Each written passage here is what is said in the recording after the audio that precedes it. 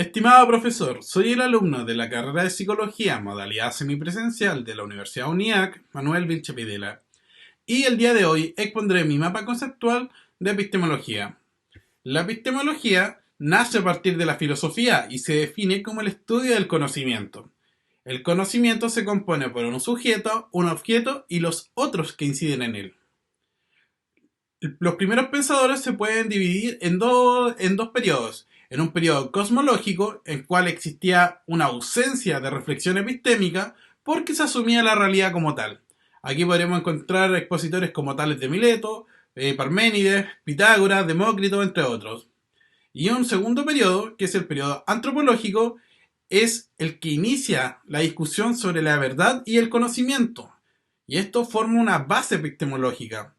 Platón planteaba que el conocimiento era una creencia verdadera y justificada. Y esto lo hacía mediante las cuatro fuentes de la justificación, que es la percepción, la memoria, el testimonio y la razón. Por su parte, Aristóteles planteaba que el conocimiento era originado por medio de los sentidos. Pirrón de Lis sostenía que no habían verdades absolutas.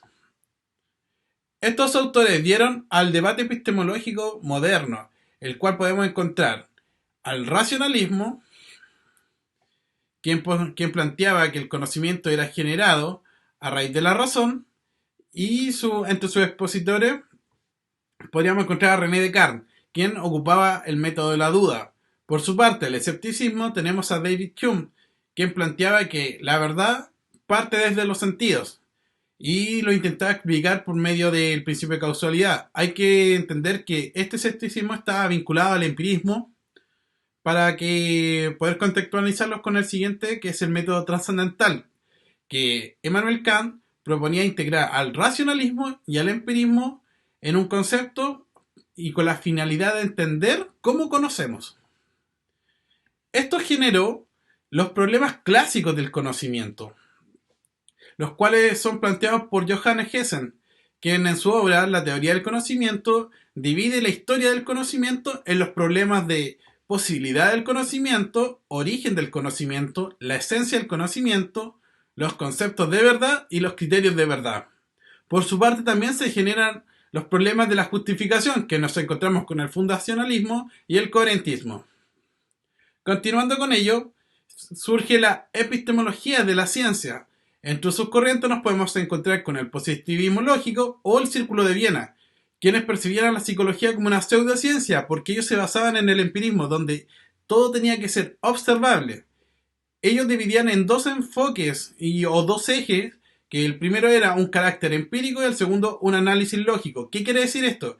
Que la ciencia debe basarse necesariamente en la evidencia del carácter empírico. Y lo segundo es que sus enunciados lingüísticos deben respetar siempre las reglas del análisis lógico. Por su parte, el historicismo del relativista Thomas Kuhn planteaba que el quehacer científico se ligaba a las creencias del investigador y al contexto histórico en el que se encontraba. Es por ello que surge el concepto paradigma. En la epistemología naturalizada de Kuhn, este propone que el conocimiento es validado por un método científico y la ciencia y la filosofía debían entrar en el debate del conocimiento.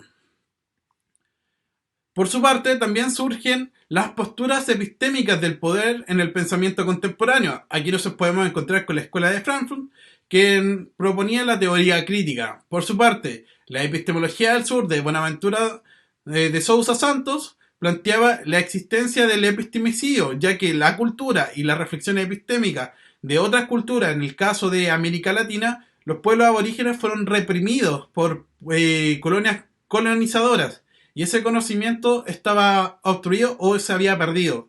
Y por otra parte, él plantea que el conocimiento como tal debe ser ocupado para una transformación social. Por su parte, el postestructuralista Michel Foucault, él planteaba que la relación entre el conocimiento y el poder era bastante estrecha y que la verdad era un discurso ligado a un determinado tiempo y lugar. Él fue el creador del concepto de dispositivo y entre ellos podemos encontrar al dispositivo disciplinario, al panoptismo de la sociedad y a las tecnologías disciplinarias. Es por eso que, con ya teniendo esta base, podemos considerar que ya podemos empezar a vincular con la psicología como tal. Aquí podremos ver los vínculos en la epistemología para la investigación social.